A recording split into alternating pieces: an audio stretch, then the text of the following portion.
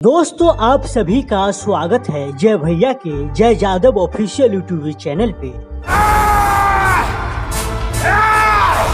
जी हाँ, भोजपुरी स्टार जय जादव और भोजपुरी फिल्म जगत की सबसे खूबसूरत और मासूम हीरोइन काजल रखवानी ने जय जादव के साथ एक और फिल्म साइन की है, जिसके निर्माता है महेश उपाध्याय। इस फिल्म की शूटिंग सितंबर माह में उत्तर प्रदेश में होनी है।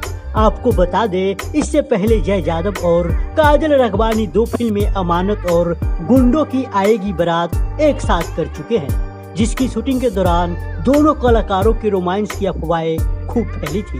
बाद में जय जादव ने अपने एक इंटरव्यू में खुलासा किया कि वो और काजल रखवानी सिर्फ एक अच्छे दोस्त है, उसके अलावा उनके बीच में कुछ भी नहीं है। अब जय जादव और काजल रखवानी फिर से एक साथ फिल्म करने जा रहे हैं, तो भोजपुरी फिल्म जगत की इस खूबसूरत जोड़ी के रोमांस की चर्चा होनी तो लाजमी है।